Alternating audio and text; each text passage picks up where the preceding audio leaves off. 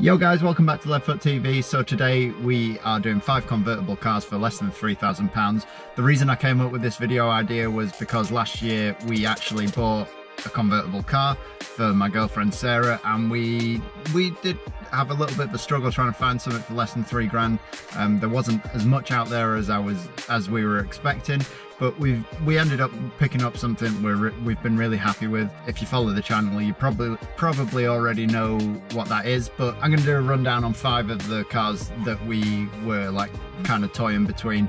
So yeah, let's get to it with number 5. So number 5 on the list is the Audi TT 225 1.8 turbo, which as the name states, it's got about 225 horsepower. It's probably one of the most powerful cars on the list. The reason we didn't go for this car was just because they're a little bit more finicky than some of the cars that we've got on the list. Yeah, just slightly less reliable.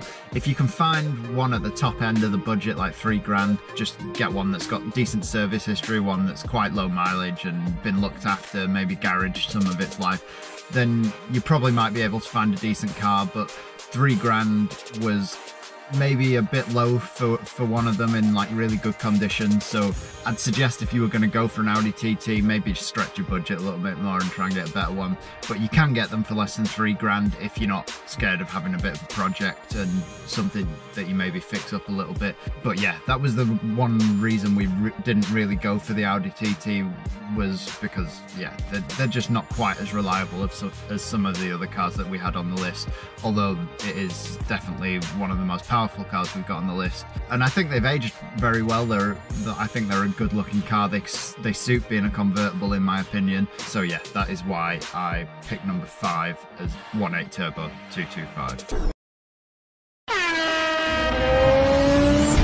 So number 4 on the list is the 3 Series BMW. The one you probably want to go for in this kind of budget would be the E46. Some of the E36s have kind of gone up in value and gone over this £3,000 kind of threshold, and they're getting a little bit old now, so that you're probably going to have a bit more issues with an E36 rather than an E46. So I would definitely go for the E46. I'd definitely get a petrol one. You probably want to go for the 320 upwards, so either the 320, the 325 or the 330, preferably the 330, because obviously it's got more power, and yeah, just overall it's just a better engine, and probably when you come to sell it, it's going to be the one that's going to hold its value the best. So yeah, I would definitely go for the 330 if you can get it. If not, then the 325 or the 320. Just because they're the 6-cylinder engines, they tend to be a bit more reliable, and it may not be your typical sports car, but it's a 2-door coupe with a convertible roof and a bit of added practicality because you'll have some back seats as well, so you can use it as a normal car as well. And they're great cars. Like I said, 6-cylinder engine, pretty decent performance, really nice interior in them, and just still, although it's a convertible, it's still quite a comfortable, practical car compared to some of the other cars we've got on this list. So that is why I picked number 4 as the 3 Series convertible. So number 3 is the Mazda MX5. Personally, the one I would go for is the Mark 1 or the Mark 2 MX5. The one that I actually used to own was a Mark 2.5, which is a Mark 2 but a facelift, and they just have a slightly better engine in them. So they're a 1.8 with variable valve timing, which gave them a bit more power. I would definitely highly recommend one of them, as they're not the most powerful thing anyway, but having that extra bit of power definitely made a difference in them. And the only reason we didn't get an MX5 for Sarah absolutely loved driving my old MX5 and was kind of like the inspiration for her to get a convertible car that she could drive throughout the summer. And the only reason we didn't go for an MX5 is basically they're almost a masterpiece. They're such a good car, but they do rot like crazy.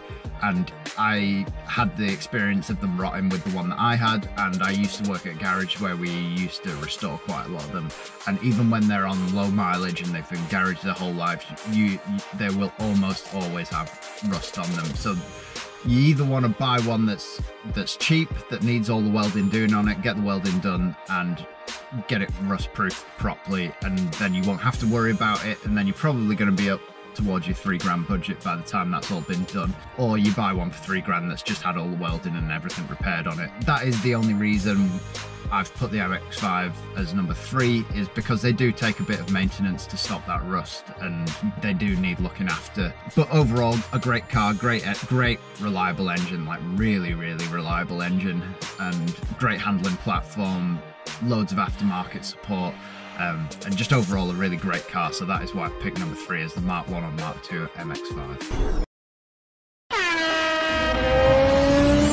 So number 2 on the list is another BMW. It's the BMW Z4.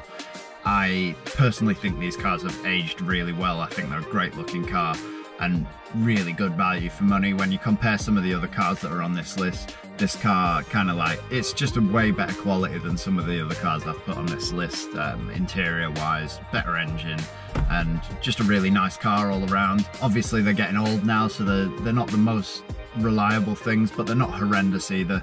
So you're probably going to get one. It might need a little bit of work. They do have like the common little niggles, but overall just a really cool looking car. I think they've aged incredibly well.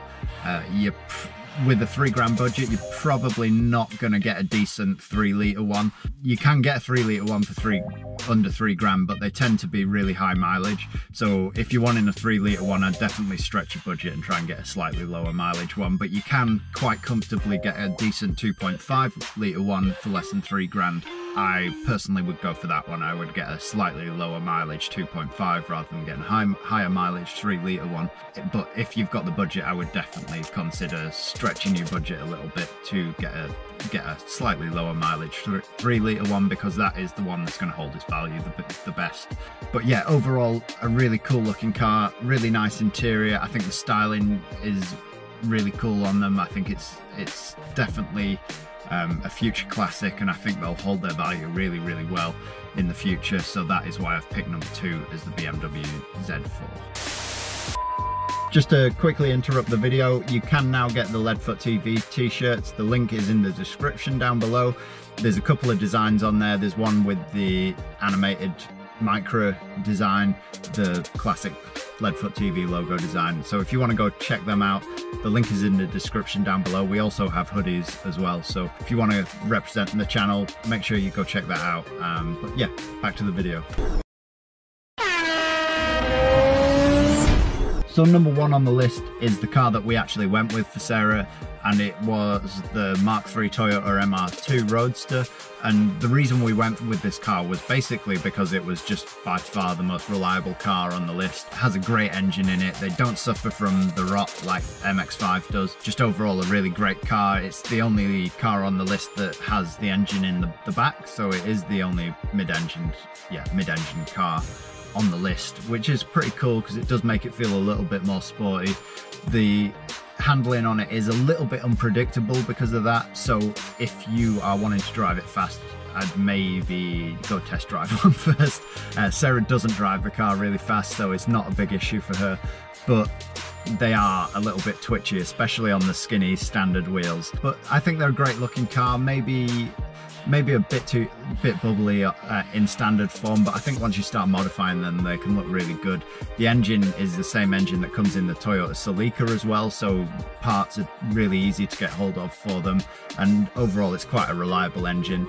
Maybe doesn't have as nice interior as some of the BMWs we have on the list, but it was a little bit of give and take to try and get the perfect car, and for Sarah even the MR2 was the perfect car all around, just because of the reliability. She's had Toyotas as her first car. She had a Yaris, so she has a little bit of affiliation towards Toyota anyway, because that car was absolutely bomb-proof and nothing ever went wrong with it. And so far we've had the MR2 just short of a year, and there hasn't been a single problem with the MR2 either. So far it's been very reliable, and yeah, that is why we picked the MR2 as our number 1 choice. So that is our 5 convertible sports cars for under £3. There is a car that I want to give an honourable mention to, and that is the Porsche Boxster.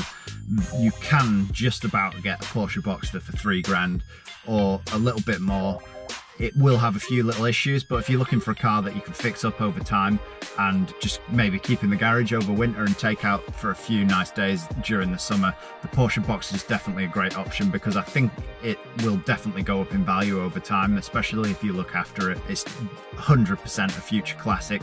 It wasn't very well appreciated at first when they launched, but I think over time people are learning to, you know, like really fall in love with them. They're a great car to drive, and they will 100% go up in value in years to come. So it's definitely one of those cars that you can keep in the garage for a few years, take out on the occasional sunny day, and definitely make a few grand on it in a couple of years time. So I would definitely consider buying a Porsche Boxster if you're not going to be using it every day. I just thought I'd give an honourable mention to the Porsche Boxster, because for three grand it is a hell of a lot of car. And yeah, that is our 5 convertible sports cars for under 3 grand. If you've found it helpful, make sure you leave a like on the video, and make sure you come back for the next one. If there's anything on the list that you think we might have missed, make sure you leave it in the comments down below. And yeah, catch you in the next one. Peace out.